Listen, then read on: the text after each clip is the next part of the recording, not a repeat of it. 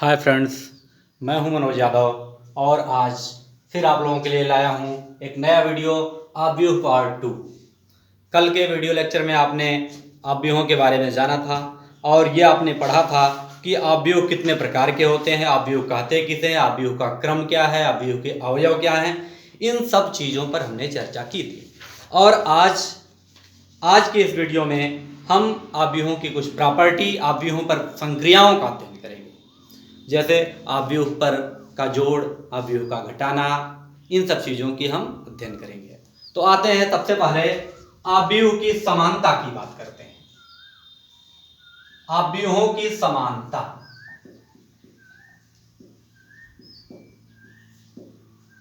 आव्यूहों की समानता। अगर कोई दो आव्यूह दिए गए हैं तो वे आव्यूह समान कब होते हैं? दो आव्यूह समान कब होते हैं? सपोज दैट अगर एक आव्यूह ए बी सी डी है और दूसरा आव्यूह suppose that P Q R S ये दिया गया है। अगर ये दो आव्यूह दिए गए हैं और आपसे पूछा जाए कि इन दोनों आव्यूहों में ये बताया जाए कि ये दोनों आव्यूह समान हैं, तो इसका मतलब है कि ए पी के बराबर है, बी क्यू के बराबर है, डी एस के बराबर है। कहने का मतलब है कि यदि दो आव्यूहों के संगत अवयव समान हो जाएं तो आव्यूह समान होते हैं। ध्यान दीजिएगा कि इसका पहला एलिमेंट इसके पहले के बराबर, दूसरा ये वाला इसके बराबर हो जाए, तीसरा वाला तीसरे के, चौथा वाला चौथे के, अगर बराबर हैं, कहने का मतलब संगत अवयव बराबर हैं, तो आव्यूह समान होते हैं। अगर ए मान लीजिए आर के बराबर हो जाए, बी एस के बराबर हो जाए, सी पी के बराबर हो जाए, डी क्यू के बराबर हो जाए, माने क्रम से बराबर न हो, आपस में भले ही बराबर हो लेकिन ये क्रम से इसके संगत अवयव बराबर न हो, तो आव्यूह कभी भी बराबर नहीं हो सकते। दो आव्यूहों के समान होने के लिए आवश्यक है कि उनके संगत अवयव बराबर हों। अगर ऐसा नहीं है तो आव्यूह बराबर नहीं होते हैं। जैसे अगर मान लीजिए आपसे कहा जाए कि एक आव्यूह दिया गया हो ए बी एक्स वाई और दूसरे में दिया गया हो, इसी के बराबर दिया गया हो दूसरा आव्यूह, यहां लिखा जाए 1 2 3 4, तो इसका मतलब यह है दोनों आपस में चूंकि बराबर दिए गए हैं तो इसका मतलब है कि ए बराबर 1 हो जाएगा, बी बराबर 2 हो जाएगा, एक्स बराबर 3 हो जाएगा, वाई बराबर 4 हो जाएगा। यानी संगत अवयवों की हम तुलना कर लेंगे, क्योंकि संगत अवयव बराबर नहीं होता तो ये दोनों आव्यूह आपस में बराबर नहीं हो सकते थे। ये रही आपके समानता की बात। इसके बाद हम आते हैं आव्यूहों का योग। दो आव्यूह जुड़ते कैसे हैं? दो आव्यूह जोड़ने के लिए आपको संगत अवयवों को जोड़ देना होता है। जैसे मान लीजिए अब तक हम आव्यूहों की समानता की बात किए, अब हो गया आव्यूहों का योग। दो जोड़े जाएं, दो से अधिक जोड़े जाएं, कोई फर्क नहीं पड़ता। जैसे ए और बी दोनों आव्यूह दिए गए हैं, तो अगर ए प्लस बी निकालना है तो इसका मतलब है कि ए को पी में जोड़ेंगे, जो नया आव्यूह बनेगा वह A plus P, B plus Q, C plus R, D plus S, ये नया आव्यूह बनेगा। ध्यान दीजिएगा, जुड़ने के लिए दो आव्यूह तभी जुड़ेंगे, या समान होने के लिए भी वही कंडीशन कि अगर दो आव्यूह समान तभी होंगे जब पहले आव्यूह का क्रम दूसरे के क्रम के बराबर हो। देखिए यहां पर क्या 2 गुणे 2 का आव्यूह है और यह भी 2 गुणे 2 का ही आव्यूह है। अगर 2 गुणे 2 ये समान क्रम दोनों का न होता, दोनों का आर्डर, जैसे कल हमने आर्डर की बात की थी, आर्डर में पहले पंक्ति लिखी जाती है, उसके बाद फिर कॉलम लिखा जाता है गुणे करके। तो आर्डर अगर समान है तो आव्यूह जुड़ सकते हैं। अगर आर्डर समान नहीं है तो आव्यूहों को हम जोड़ नहीं सकते हैं। एक एग्जांपल करते हैं। सपोज दैट ए बराबर लिखा जाए 1 2 3 4 5 6 और दूसरा आव्यूह अगर दिया जाए बी वाला अगर दिया गया है 0 1 2 3 4 5। ये अवयव जोड़ा जा सकता है। देखिए यहाँ पर एक दो पंक्तियां हैं, 2 गुणे 3 का है ये, और ये आपका 2 गुणे 3 का अवयव भी है। चूंकि इनका क्रम समान है तो ये अवयव आपस में जोड़े जा सकते हैं, और a प्लस बी बराबर इसका मान आ जाएगा, एक में 0 जोड़ देंगे यानी 1 प्लस 0 हो जाएगा। ये 2 वाला 1 में जुड़ेगा, 2 धन 1 हो जाएगा, 3 धन 2 होगा, इसी प्रकार से 4 धन 3 होगा, 5 धन 4 होगा, 6 धन 5 होगा। ये 6 धन 5 है। ये बराबर आप जोड़ के तो लिख सकते हैं, जोड़ तो आपको आता ही है। ये हो जाएगा 1, ये हो गया 3, ये हो गया 5, ये हो गया 7, ये हो गया 9, ये हो गया 11। इस प्रकार से हमने देखा कि दो अवयव अगर दिए गए हों और वे एक ही क्रम के हों, उनके ऑर्डर समान हो, अगर उनका क्रम समान है तो हम जोड़ सकते हैं। ठीक जोड़ वाली बात अब यहीं से अवयवों का घटाना भी आप कह सकते हैं। अवयवों का घटाना, चलिए घटाना पे आ जाते हैं। तो जैसे जोड़ रहे हैं ठीक इसी प्रकार से अवयवों को घटा भी सकते हैं। अगर दो अवयव दिए गए हैं तो ये आप इसी सवाल को हम कर देते हैं, इसी में घटाने का बता देते हैं। बहुत कुछ है नहीं, दम नहीं है बहुत। अगर यहां पर a माइनस बी कर दिया जाए, अगर a माइनस बी कर दें तो आपका क्या होगा, a माइनस बी करेंगे तो वही आपका क्या संगत अवयव घट जाएंगे, तो हो जाएगा 1 माइनस 0, ये हो जाएगा 2 minus 1, 3 minus 2, 4 minus 3, 5 minus 4, 6 minus 5, ये हो गया बराबर आपका आ जाएगा 1 1 1, यहां से आ जाएगा 1 1 1। अब ये a माइनस बी यानी a माइनस बी का मतलब है अवयव a के संगत अवयवों में से अवयव b के संगत अवयवों को घटा देना। अगर आप ऐसा करते हैं तो ये अवयवों का घटाना कहलाता है। अब इसके बाद हम लोग आते हैं अवयवों में एक अदिश से गुणा, या आप कह सकते हैं अवयवों का अदिश गुणन। अवयवों का अदिश गुणन,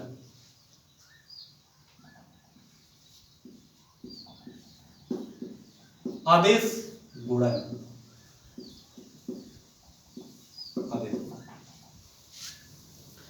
अगर कोई एक अवयव दिया गया हो और उसमें हम किसी अदिश संख्या से गुणा करें तो इसका मतलब क्या। अगर कोई अवयव दिया गया है, इसमें किसी हम अदिश संख्या से गुणा करें तो अवयव के सभी अवयवों में उस संख्या का गुणा हो जाता है। ध्यान दीजिएगा, जैसे अगर a कोई अवयव है a b c d और इसमें हम k से गुणा करें, अगर इसे हमें k a करना हो तो आपका k की गुणा हो जाएगी, इसमें k की गुणा करेंगे a b c d, ये हुआ। और इसको आप चाहें तो लिख सकते हैं k a k b k c k d। इससे निष्कर्ष क्या निकला, निष्कर्ष ये निकला कि अगर कोई अवयव दिया गया है उसमें हम किसी अचर संख्या से गुणा करें, किसी अचर संख्या से गुणा करें तो अवयव के प्रत्येक अवयव में उस अचर संख्या का गुणा हो जाता है। जैसे हम लिख दें suppose that a equal to 1 0 2 3, कुछ ऐसे दिया गया है और इसमें हमें 5a का मान निकालना है। तो ये हो जाएगा 5 की इसमें गुणा करेंगे तो हो जाएगा 1 0 2 3, यानी 5 की हमने बाहर कोष्ठक अवयव के लिख दिया, गुणा करना है 5 की गुणा करके लिखेंगे 5 0 10 15, यह अवयव का गुणा है। अवयव का गुणा नहीं, सॉरी, अवयव में अदिश राशि से गुणा है, किसी अदिश राशि की गुणा करना। अब इतना के बाद हमारी एक्सरसाइज है, हमारी एक्सरसाइज 3.1 है। तो हम लोग एक्सरसाइज 3.1 की बात करते हैं। चलिए आते हैं एक्सरसाइज 3.1।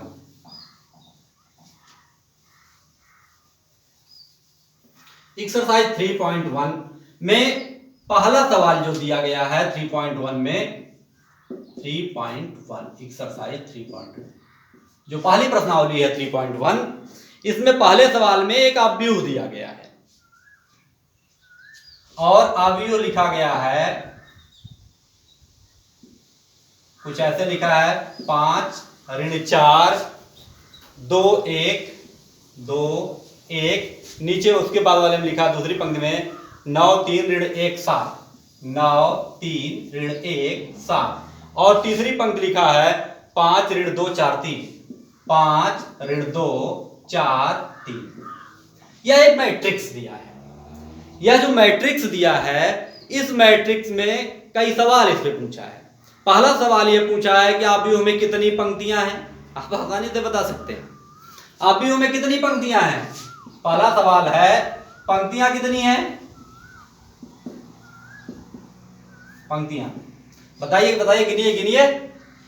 देखिए एक पंक्ति, दो पंक्ति, तीन पंक्ति, तो कितनी पंक्तियां हैं, तीन।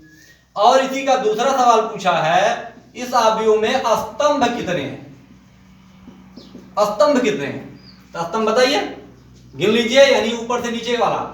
1 2 3 4, स्तंभ कितने हो गए, 4 हो गए, 4। और इसके बाद पूछ रहा है इस आव्यूह का क्रम क्या है, इस आव्यूह का क्रम क्या है।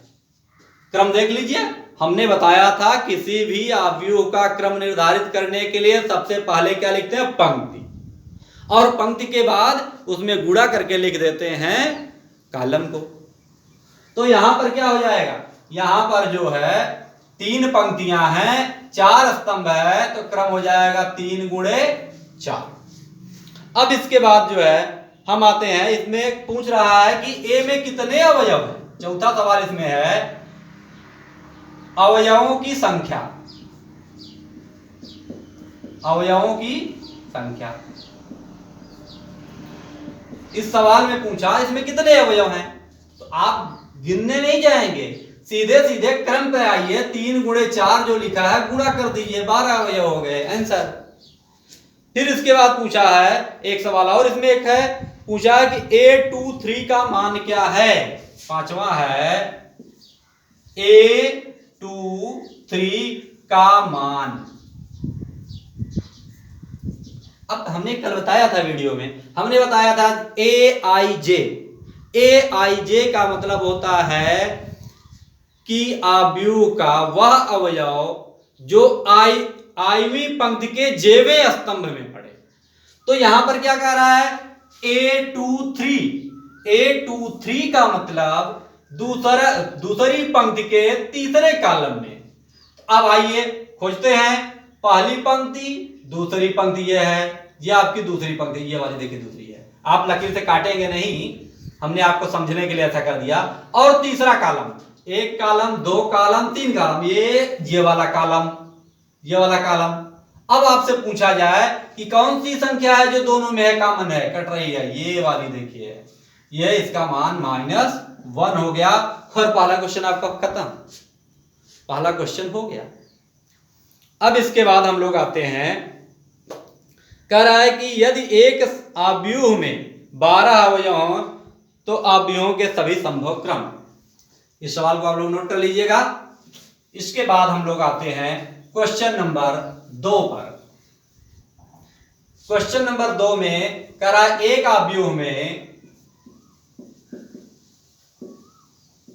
आव्यूह में 12 अवयव हैं तो सभी संभव क्रम,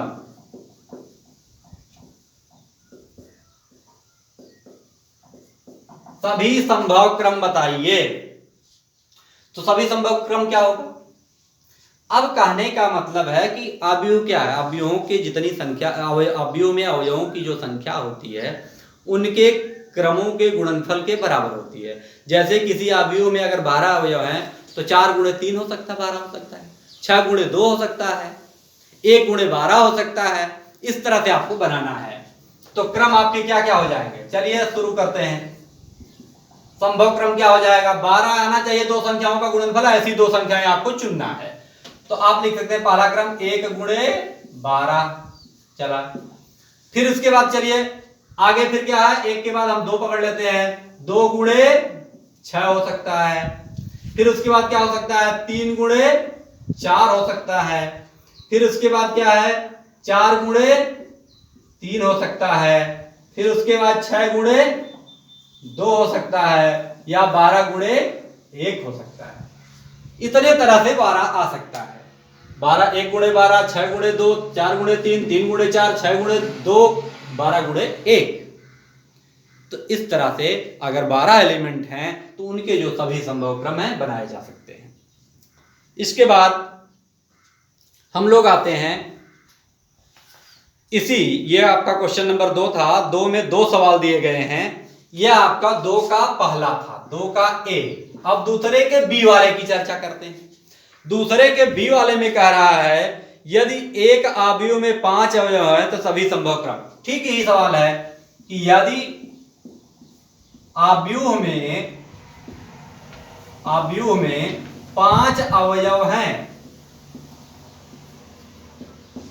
तो संभव क्रम, तो सभी संभव क्रम, तो सभी संभव क्रम क्या होंगे। तो चलिए क्रम बनाते हैं। इसका उत्तर क्या होगा, इसका 5 आपका आना चाहिए, ध्यान रखिएगा 5 आना चाहिए। तो 1 ले लीजिए, उसके बाद क्या हो जाएगा 5। अब फिर उसके बाद क्या है, 2 में 2 से 5 आ नहीं सकता, 3 गुणे करने 5 आएगा नहीं, 4 पे आएगा नहीं, फिर 5 गुणे 1। बस इसका 2 ही उत्तर है। चाहे 1 और 5 का क्रम रहे, चाहे 5 और 1 का क्रम बनेगा। इसके बाद क्वेश्चन नंबर 3 आपका है, कह रहा है एक ऐसा पंक्ति सदिश लिखिए जो स्तंभ सदिश भी हो। एक ऐसा पंक्ति सदिश लिखिए जो स्तंभ सदिश हो। तीसरा क्वेश्चन, तीसरे का पहला, यानी ऐसा आव्यूह जो पंक्ति और स्तंभ है दोनों, ऐसा करना आपको। हाँ, हो गई समस्या। आपने ये पढ़ा था, आप कहेंगे सर जी आपने तो बताया था पंक्ति वो होता है जिसमें क्या पंक्तियों की संख्या ज्यादा होती है, और सॉरी स्तंभों की संख्या ज्यादा होती है, वो क्षैतिज हो जाता है, या एक पंक्ति होता है। और स्तंभ वो होता है जब ऊपर से नीचे की तरफ ज्यादा होता है, जैसे 1 2 3 है, यह स्तंभ।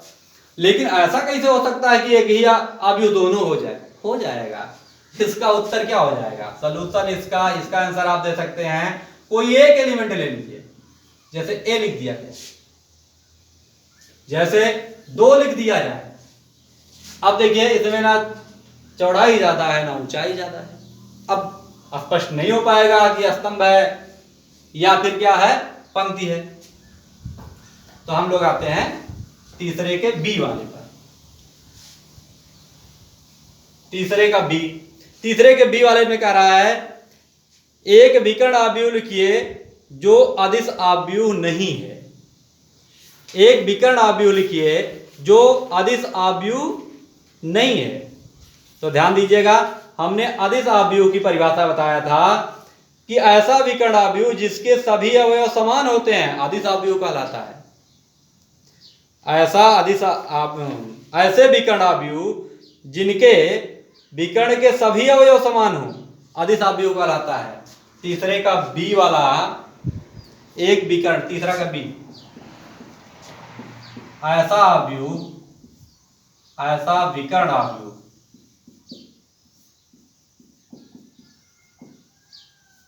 जो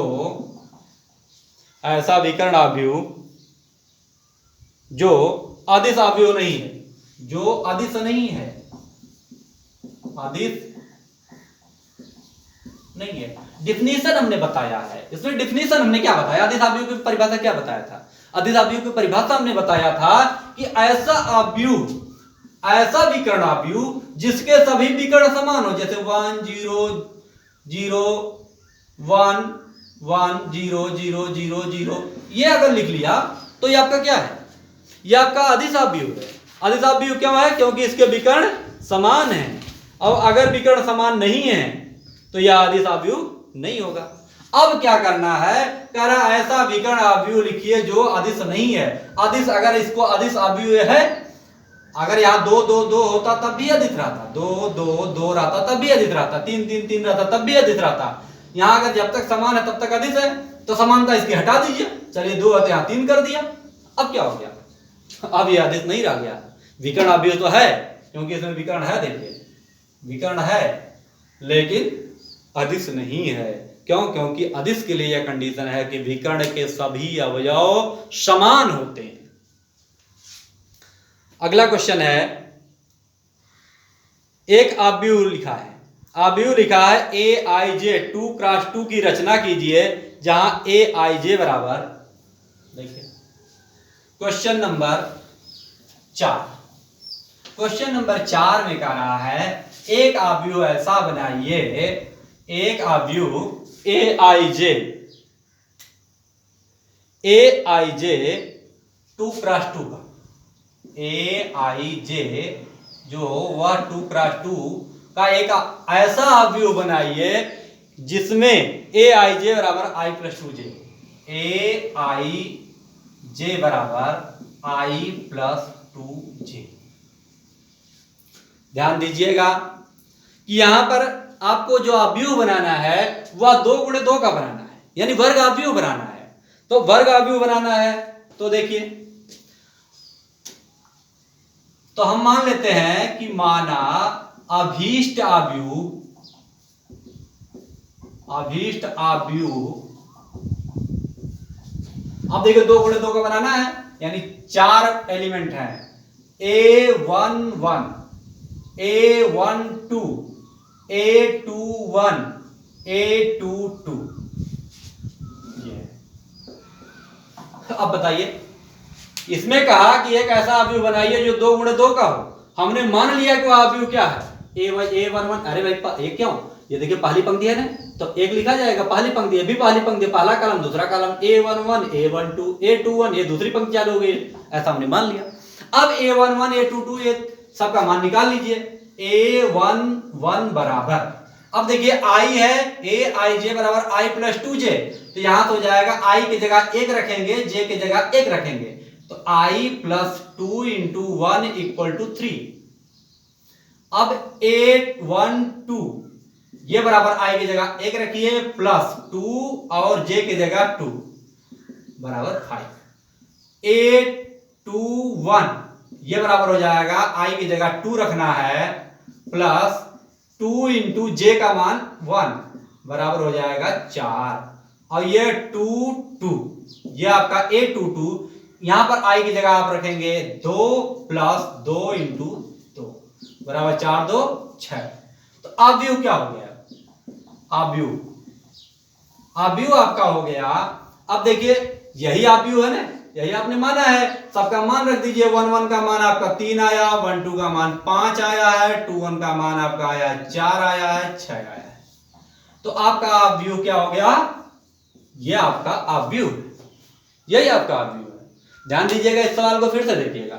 इस सवाल में यह कहा कि aij 2x2 का एक अवयव बनाना है। aij, a देखिए एलिमेंट को डिनोट करता है, और i और j पंक्ति और कॉलम को डिनोट करता है, यानी 2 गुणे 2 का बनना चाहिए। हमने 2 और 2 गुणे 2 का मान लिया, जैसे a11 a12 और 3 3 को होता तो a13 भी लिखते आगे, लेकिन 2x2 का ही बनाना है। इस तरह से हमने इस प्रकार से एक अवयव मान लिया। और a11 यहां फार्मूला ये डेफिनेशन में दिया है, क्वेश्चन में दिया है, क्वेश्चन में लिखा है कि aij प्लस बराबर i plus 2j, i plus 2j, ये क्वेश्चन में है। ये कहा कि इसको बनाइए, ये डेफिनेशन दिया गया, तो जहां जहां i है वहां i का मान, जहां j वहां j का मान हम रखते गए, ये मान निकल गए, हमारा उत्तर आ गया। और इस तरह से हमारा ये क्वेश्चन नंबर 4 समाप्त हुआ। इसके बाद क्वेश्चन नंबर 5 की बात करते हैं। क्वेश्चन नंबर 5 में कह रहा है, ध्यान दीजिए अगला क्वेश्चन, क्वेश्चन नंबर 5 में कह रहा है कि एक्स वाई जेड के मान ज्ञात कीजिए, जबकि दिया गया है 3x 4y बराबर, यहां लिखा है 2 1.5 1z1 कह रहा है कि अब इस सवाल के आधार पे, इसके आधार पर एक्स वाई जेड के मान निकालिए। एक्स वाई जेड का मान पहले 2 की गुणा किया है, 2 की गुणा कर लीजिए। तो हम इसको उतार लेते हैं, ये लिखते हैं 3x 4y और ये बराबर हो गया आपका 2 डेढ़ है 3, यह हो गया 2 1 कम 2, ये होगा 2z, ये हो गया 1। अब देखिए कह रहा है एक्स वाई जेड का मान कर निकालिए, तुलना कर लीजिए। तुलना करने पर किसकी तुलना करेंगे? संगत पदों की तुलना करने पर, यह तुलना करने पर आपका आ जाएगा x बराबर, x का मान देखिए 3 वाला 3 के बराबर, x वाला 2 के बराबर होगा। इसी तरह से 2z किसके बराबर होगा? 4 के, तो z बराबर क्या आ जाएगा? 2 और y बराबर कितना आ गया? 1। ये आपका क्वेश्चन नंबर 5 हो गया। तो ये जो आपके 5 क्वेश्चन है, और इसके बाद अगला क्वेश्चन दिया गया है, इसी के 5वें का यह ए था, 5A। इसके बाद हम लोग करते हैं 5B।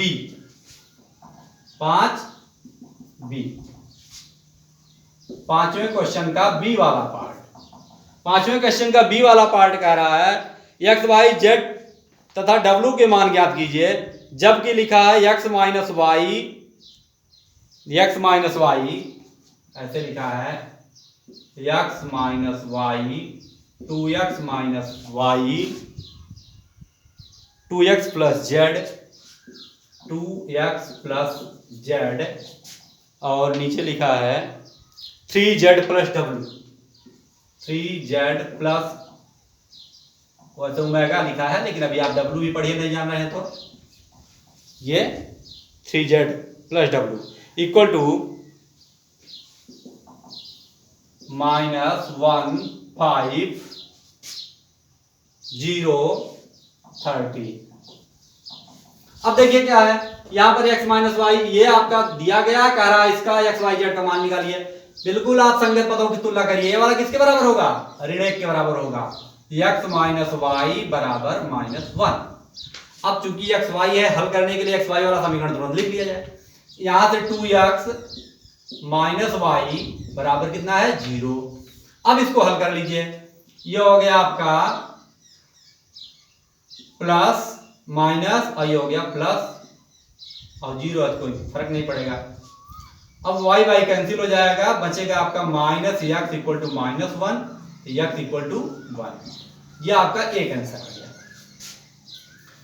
अब देखिए इसकी तुलना कर लीजिए अगले पद से, तो हो जाएगा 2x plus z equal to 5।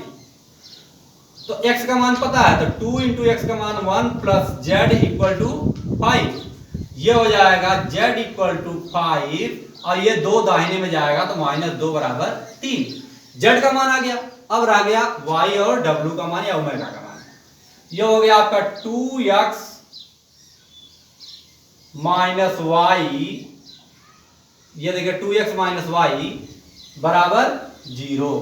तो x का मान कितना? 2 गुणे 1 माइनस वाई बराबर 0, तो माइनस वाई बराबर -2। ये आपका y का मान आ गया। अब यहां से देखिए z वाले पर आइए, तो यहां से क्या लिख सकते हैं? यहां से लिख सकते हैं 3z plus w equal to 13। अब देखिए यहां से z का मान निकला है, z का मान 3 है तो 3 हो जाएगा प्लस w इक्वल टू 13। यहां हो जाएगा w या ओमेगा इक्वल टू 13 माइनस 3 3 का 9 इक्वल टू 4, आपका 4 आएगा। इस प्रकार से x y z का मान निकल जाएगा। और अगला जो क्वेश्चन है उसमें भी कुछ नहीं करना है, तुलना करके आप उसे हल कर सकते हैं। अगला जो 5वें का सी वाला क्वेश्चन है उसको हम लिख देते हैं, लेकिन आप घर पे कर लेंगे। लिखा है -x plus y plus z, फिर लिखा है x minus y plus z, x minus y plus z और x plus y minus z, ये एक आव्यूह यानी एक स्तंभ आव्यूह है। और इसी तरह बराबर दिया है 1 2 3, ये लिखा है 1 2 3, यह आपका पांचवें का सी है। हम आपको हल्का सा हिंट कर देते हैं, आपको हल करते समय आप क्या करेंगे, minus x plus y plus z equal to 1, और ये हो जाएगा x minus y plus z equal to 2। अब इन दोनों को, और तीसरा समीकरण आप बना लीजिएगा x plus y minus z equal to 3, यह आपका समीकरण 1 है, यह समीकरण 2 है, यह समीकरण नंबर 3 है। समीकरण 1 और 2 को देखिए, समीकरण 1 और 2 से चाहे तो जोड़ दें और जोड़ने पर y कैंसिल हो जाएगा, तो आप लिख सकते हैं समीकरण 1 और प्लस 2, तब आपका आ जाएगा, ये देखिए x x क्या हो जाएगा, खत्म हो जाएगा, y y खत्म हो जाएगा, बचेगा आपका 2z इक्वल टू 3, तो z इक्वल टू 3/2। अब देखिए समीकरण 2 और 3 को जोड़ दीजिए, 2 धन 3, इन समीकरणों को जोड़िए। अब इसको जोड़ेंगे तो x x मिला कितना हो जाएगा 2x, और ये y y cancel, z z cancel, equal to 5, तो x इक्वल टू 5/2। अब x और z का मान आ गया, तो आप चाहे इस समीकरण में, चाहे इसमें, चाहे इसमें, चाहे जिस समीकरण में, तीनों में से किसी में आप x और z के मान रख दीजिए, y का मान आ जाएगा। इस प्रकार से हमने आज इस 5 क्वेश्चन के एक्सरसाइज को कर लिया है। अभी चूंकि शुरुआती दौर है, इसलिए हम लोग थोड़ा कम अध्ययन करेंगे। आज के लिए बस इतना ही, बहुत बहुत धन्यवाद। और एक बात आपको बताना भूल गए, आवश्यक है कि आप लोग जब वीडियो देखा करिए उसे सब्सक्राइब कर दिया करिए, क्योंकि जब सब्सक्राइब करेंगे तो जो भी वीडियो अपलोड की जाएगी वह आपके YouTube पर पहुंच जाएगी। आज के लिए बस, बहुत बहुत धन्यवाद।